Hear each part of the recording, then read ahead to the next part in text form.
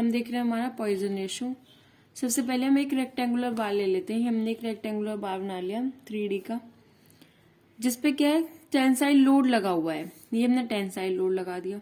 अभी कौन सी डायरेक्शन में कैसे लगाया, हमने लगाया है अलोंग द लॉन्गिट्यूडनल डायमेंशन। ये इसकी लॉन्गिट्यूडनल डायमेंशन है, इसके अलोंग हमने एक टेंसाइल लोड लगा दिया।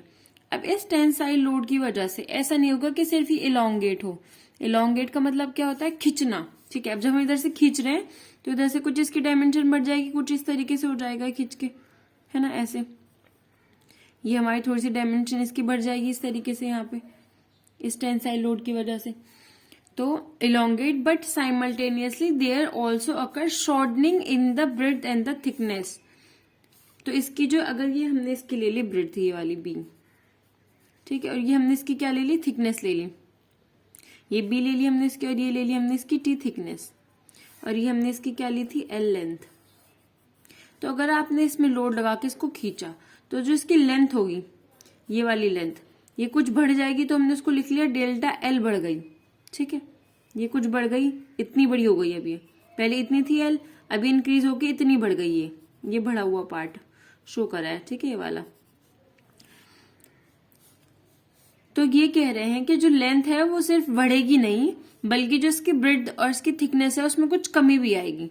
अगर हम यहाँ पे शो करें इसको, यहाँ पे इस सेक्शन को यहाँ पे ऐसे, तो अगर पहले इसकी बी विड्थ थी और इसकी ये टी थिकनेस थी, इस लोड लगाने की वजह से इन डायमेंशन में कुछ कमी आएगी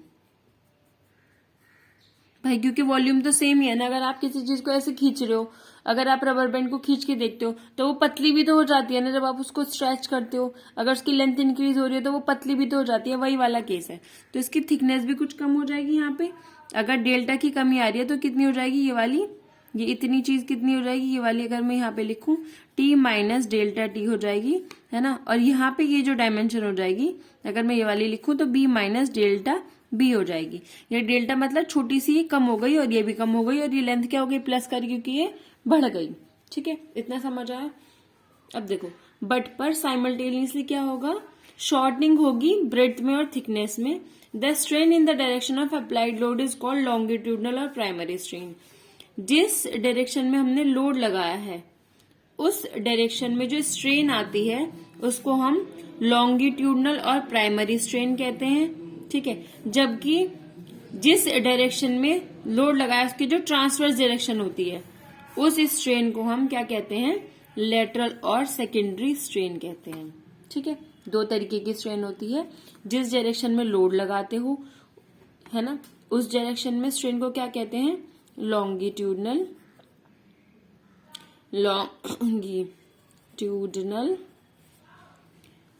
और प्राइमरी। ठीक है, प्राइमरी स्ट्रेन।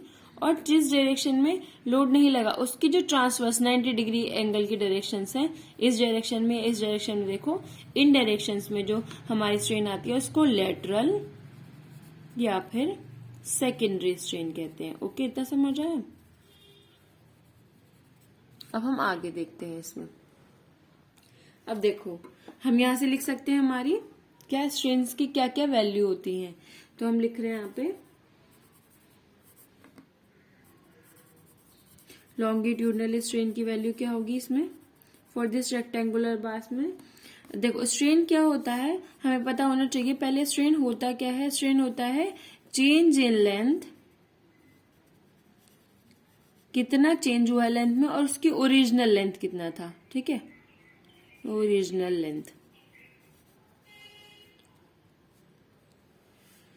अब हम लिखते हैं लॉन्गिट्यूडनल स्ट्रेन कितना होगा हमारा, ये हो जाएगा डेल्टा एल अपॉन एल। ठीक है, क्योंकि लॉन्गिट्यूडनल डायरेक्शन में क्या हो रहा है, change in length delta L और ओरिजिनल लेंथ एल। ऐसे ही हम क्या लिख सकते हैं, अपना लेटरल स्ट्रेन लिख सकते हैं। लेटरल स्ट्रेन कितना होगा हमारा, डेल्टा बी अपॉन बी, और we can say delta T upon T.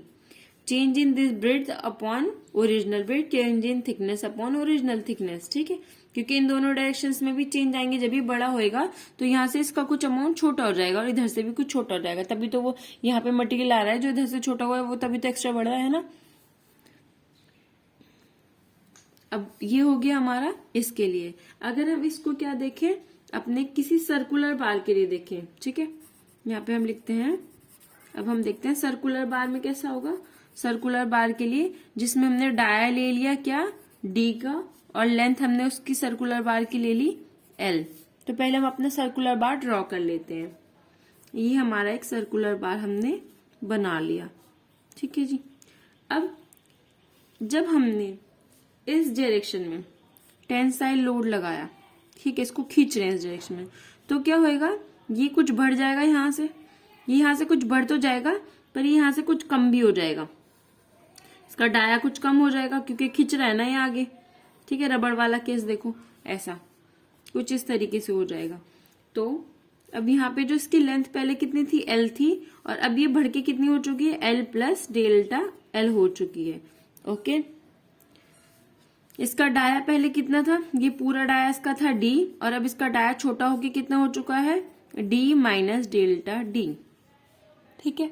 हमने डेल्टा डी छोटा सा डाया घटा दिया, इसमें से कुछ अमाउंट घटेगा इसलिए ये घटा दिया हमने। ओके, तो अब हम इसके लिए अगर लिखें तो क्या लिखेंगे, इसके लिए लॉन्गिट्यूडनल स्ट्रेन क्या हो जाएगा, किस डायरेक्शन, इस डायरेक्शन में क्या हो रहा है, इस डायरेक्शन में कितना चेंज इन लेंथ है, डेल्टा एल, और इस डायरेक्शन में क्या टोटल लेंथ है, एल।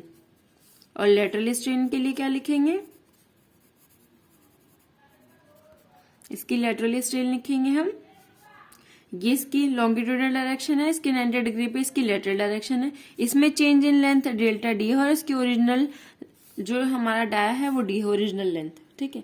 तो हमें पॉइजन रेशियो के लिए लेटरल स्ट्रेन और लॉन्गिट्यूडनल स्ट्रेन दोनों केस में लिखने आने चाहिए, रेक्टेंगल के केस में भी और सर्कुलर बार के केस में भी, ठीक है जी।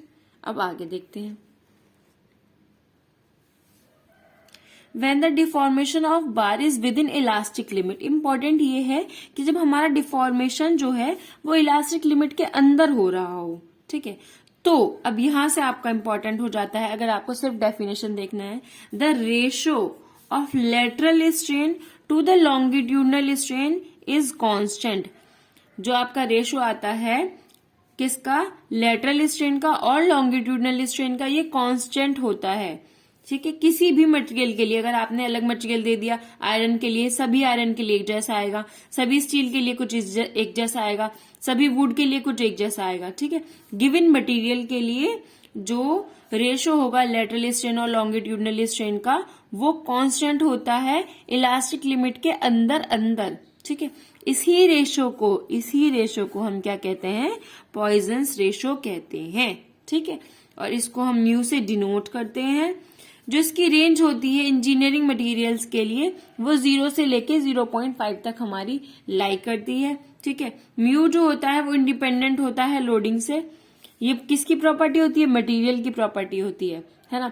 ये नहीं डिपेंड करता कि आपने कितना लोड लगाया है, ये डिपेंड करता है आप मटेरियल कौन सा ले रहे हो। ओके, देखते हैं आगे। पॉइजन रेशो को आप ऐसे लिख सकते हो, it is a ratio of lateral strain to the longitudinal strain. ये आपके पॉइजन रेशो का फॉर्मूला बन जाता है।